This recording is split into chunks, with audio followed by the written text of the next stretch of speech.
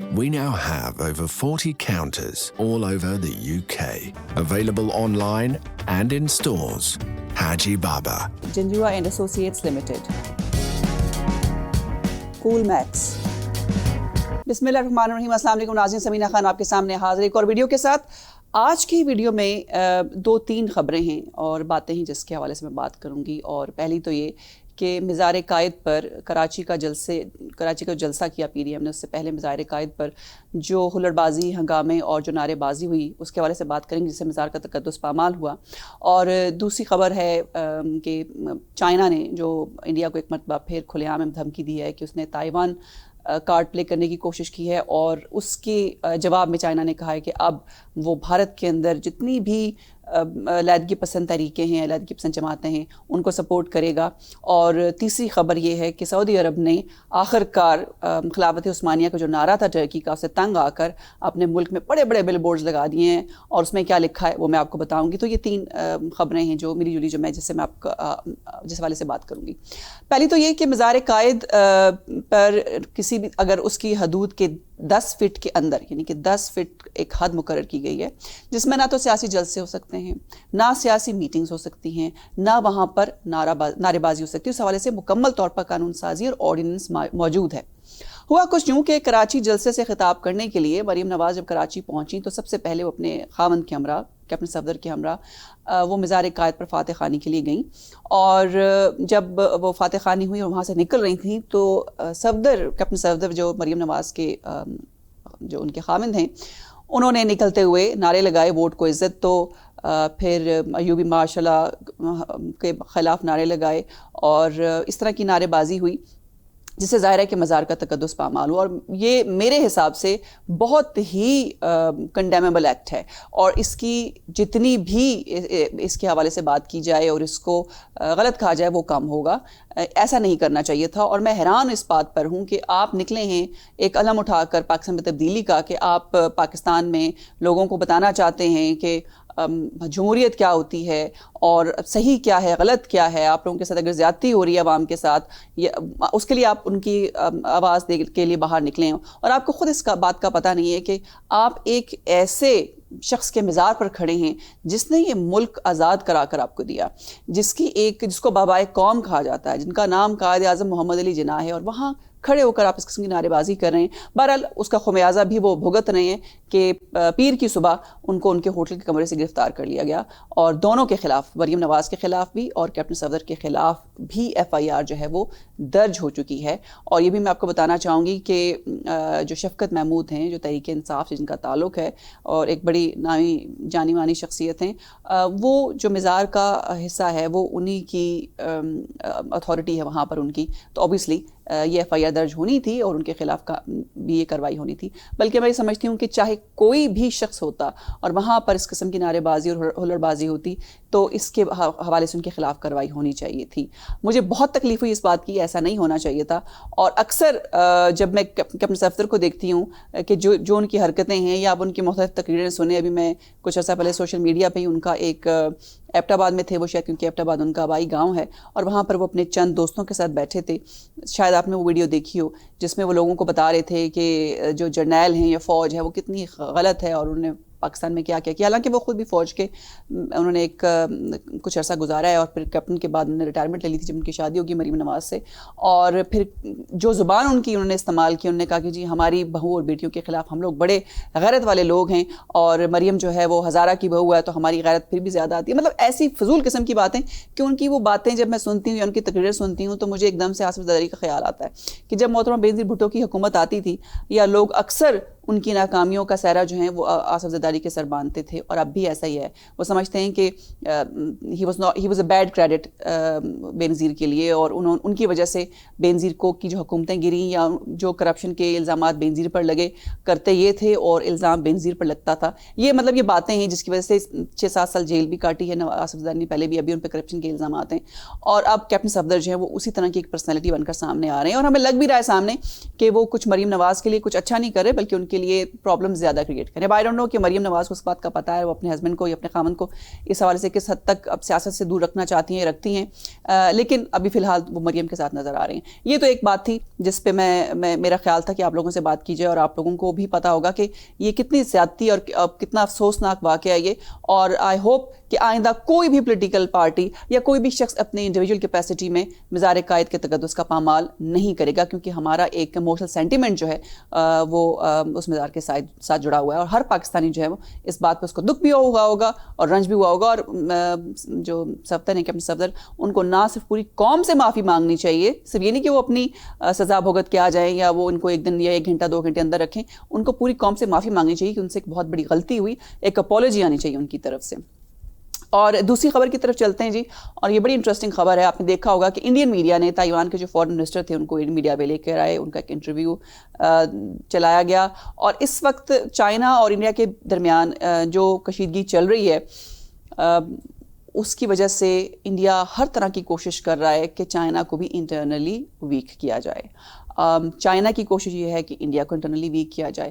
اب اس میں یہ کوئی راکٹ سائنس تو ہے نہیں کہ آپ اس کو بیٹھ کے سمجھیں کہ کون ہے انڈیا کے پیچھے. ظاہر امریکہ ہے جو انڈیا کو بتا رہا ہے کہ اب آپ یہ موو کریں, اب آپ کو یہ کرنا چاہیے. تو ایک تائیوان کارڈ جو ہے وہ انڈیا نے کھیلنے کی کوشش کی, لیکن اس کا بہت ہی شدید رد عمل دیکھنے میں آیا, اور چائنا نے کھلے عام انڈیا کو یہ پیغام دے دیا کہ ہمارے ساتھ ایسی بہت سی علیحدگی کی تحریکیں ہیں, جیسے 7 اسٹیٹس ہیں انڈیا میں جو کہ چاہتی ہیں کہ وہ انڈیا سے الگ ہوں, اور ان کی چھوٹی چھوٹی تحریکیں ہیں جس کو کہ دبایا ہوا ہے, جس میں کشمیر بھی شامل ہے.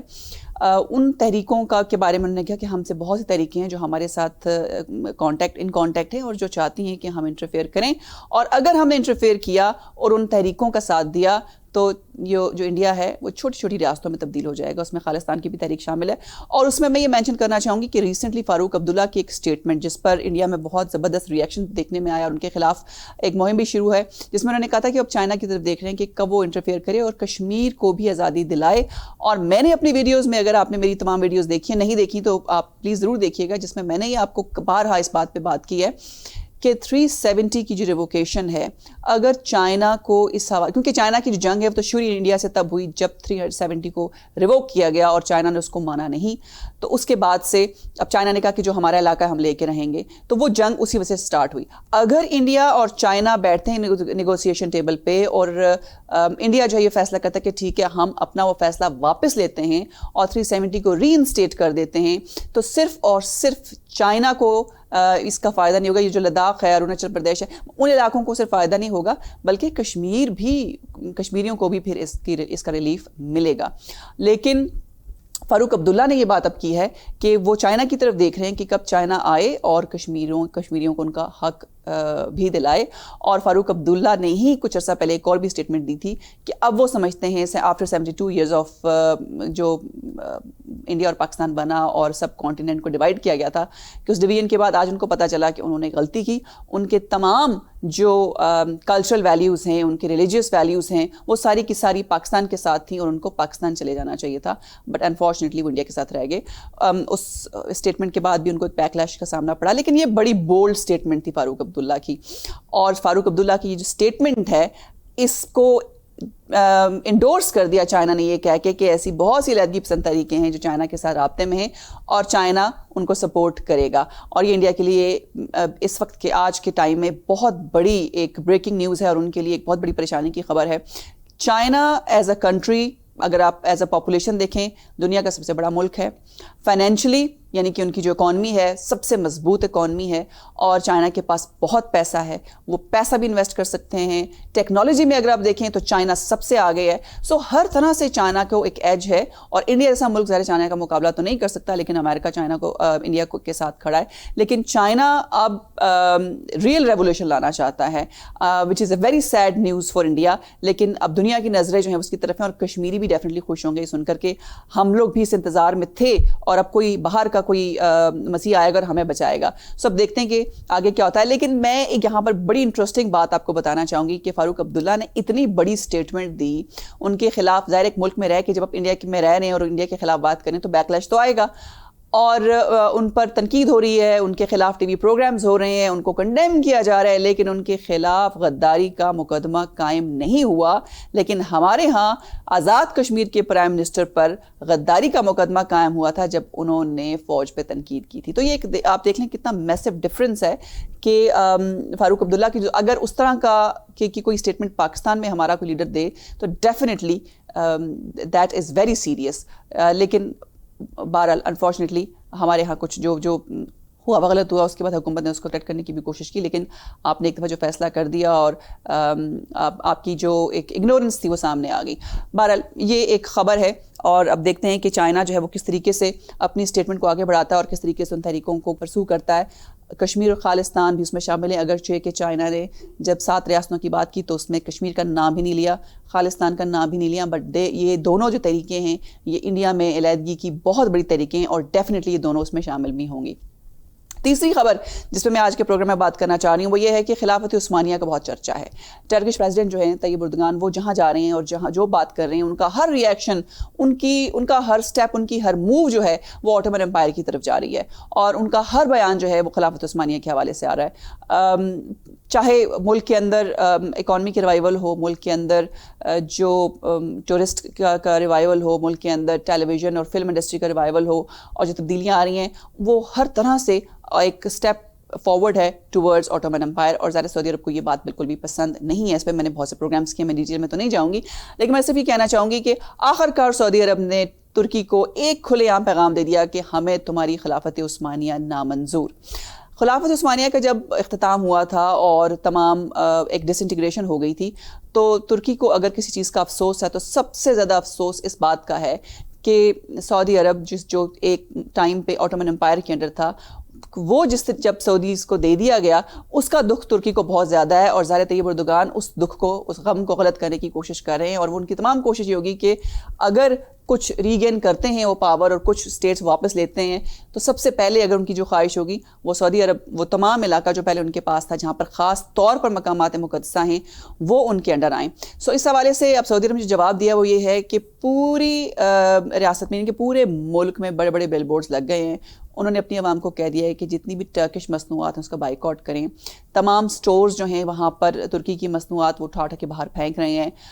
بل بورڈز پر لکھا ہوا ہے اور لوگوں کو خبردار کیا گیا ہے کہ وہ ترکی کی بنی ہوئی کوئی چیز, چاہے وہ فوڈ پروڈکٹ ہے, چاہے وہ گارمنٹس ہیں, چاہے وہ کس طرح کی ٹیکنالوجی ہے, اس کو وہ استعمال نہیں کریں گے. اور یہ ایک بہت بڑی موو ہے. یعنی اب آپ ایک طرف چائنا انڈیا ایک دوسرے کے سامنے کھڑا ہے, دوسری طرف سعودی عرب ترکی جو ہے وہ آمنے سامنے کھڑا ہے, اور تیسری طرف بحرین نے باقاعدہ طور پر ان کے درمیان ایک جو فارمل ایگریمنٹ ہے, پہلے تو ایکسیپٹ کرتے ایک فارمل ایگریمنٹ ہو گیا, اسرائیل کو بھی تسلیم کر لیا ہے. سو دنیا میں انٹرنیشنلی بہت سی چیزیں ڈیولپ ہو رہی ہیں اور ہمیں بہت سی نئی خبریں سننے کو مل رہی ہیں, بہت سی ہر روز ایک نئی ڈیولپمنٹ ہمارے سامنے آ رہی ہے. سو دس از دا بگیسٹ ڈیولپمنٹ. ٹرکی اور سعودی عرب جو ہے وہ ایک دوسرے کے آمنے سامنے کھڑے ہیں. اب یہ جنگ جو لفظوں کی جنگ سے زیادہ ایک دوسرے کی اکانومی کو ہرٹ کرنا شروع کرے گی, اور اب دیکھتے ہیں کہ ٹرکی کا نیکسٹ موو کیا ہوگا. یہ تھا آج کا پروگرام. اگر آپ کو میری ویڈیو پسند آئی ہے تو آپ اس کو لائک بھی کریں اور شیئر بھی کریں, اور میرا چینل سبسکرائب کریں, بیل آئیکن کو پریس کریں تاکہ آپ کو مزید پروگرامز کی نوٹیفیکیشنز ملتے رہیں, اور کامنٹ سیکشن میں اپنے کامنٹس ضرور چھوڑیں. یہ تھا آج کا پروگرام. پھر ملیں گے. اللہ حافظ.